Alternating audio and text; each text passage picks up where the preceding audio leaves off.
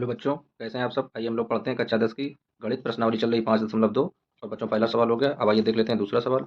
दिया गया है निम्नलिखित में सही उत्तर चुनिए और उसका औचित्य दीजिए। उसमें पहले सवाल में एक एपी दी गई बच्चों 10 7 4 डॉट डॉट, और इसमें पूछा गया है कि 30वें पद का मान होगा। चार ऑप्शन भी दिए गए हैं, हमें सही ऑप्शन टिक करना है। तो देख लेते हैं बच्चों ये सवाल किस तरीके से हल होगा। तो आइए बच्चों देख लेते हैं प्रश्नावली जो है, प्रश्नावली चल रही है, एक्सरसाइज है 5.2। और सवाल देख लेते हैं बच्चों। सवाल नंबर दिया गया है दूसरा। तो दूसरे सवाल में एपी दिया गया है, यानी समांतर श्रेणी दी गई है। तो समांतर श्रेणी का पहला पद दिया गया है 10, उसके बाद में दिया गया है 7, उसके बाद में दिया गया है 4, उसके बाद में डॉट डॉट, और पूछ रहा है कि इसका 30वें पद का मान ज्ञात कीजिए। यानी जो 30वां पद है उसका हमें मान निकालना है। तो इसमें चार ऑप्शन भी दिए गए थे। तो आइए सवाल देख लेते हैं बच्चों किस तरीके से हल होगा। तो कोई भी अगर समांतर श्रेणी दी जाती है तो सबसे पहले क्या करते हैं, उसका प्रथम पद लिखते हैं। तो प्रथम पद को ए से लिखते हैं, तो ए बराबर दिया गया है 10।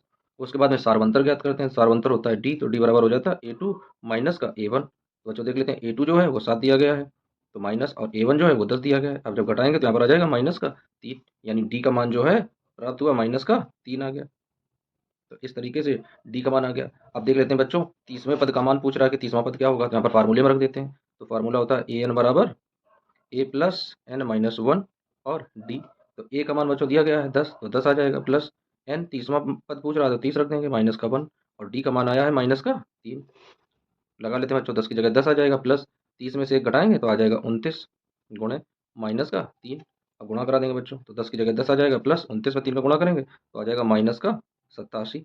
अब माइनस के 87 से 10 घटाएंगे तो बच्चों आ जाएगा माइनस का 77। तो इस तरीके से माइनस का 77 जो है वही आंसर हो जाएगा। और इसमें दिया गया है सी नंबर में, इसलिए जो सी नंबर है तो सी नंबर राइट आंसर हो जाएगा। अब बच्चों देख लेते हैं इसी का दूसरा। तो दूसरे में दिया गया है, दूसरे में एपी दी गई है। तो एपी बराबर दिया गया है माइनस का 3, कॉमा माइनस का 1/2, कॉमा 2, और उसके बाद में डॉट डॉट, और कह रहा है कि इसका 11वां पद क्या होगा, यानी 11वें पद का मान पूछ रहा है। तो आइए बच्चों देख लेते हैं। तो ए बराबर क्या है, ए बराबर -3 दिया गया। अब इसी तरीके से सार्वंतर ज्ञात करते हैं। तो डी बराबर आ जाएगा ए टू माइनस का ए वन।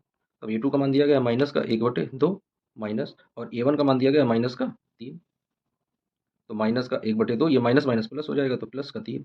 अब दो एलसीएम ले लेंगे तो दो एलसीएम आ जाएगा, तो माइनस का 1, इधर दो का गुणा करेंगे तो दो तियाँ 6 आ जाएगा। अब 6 में से 1 घटाएंगे तो यहाँ पर आ जाएगा 5/2, यानी जो डी का मान है वो आ गया 5/2। अब यहाँ पर मान रख देते हैं, फार्मूला लगा देते हैं। तो क्या आ जाएगा, ए एन बराबर ए प्लस एन माइनस वन और डी। तो ए का मान दिया गया है माइनस का 3, प्लस एन का 11वां पद पूछ रहा तो 11 माइनस 1, और डी का मान आया है 5/2। तो मान लग देते हैं बेटो। तो क्या आ जाएगा, माइनस का 3 प्लस, अब 11 में से एक जाएगा तो आ जाएगा 10, तो 10 गुणे 5/2। अब इसे कैंसिल करेंगे, 2 एकम 2 और 2 पंचे 10।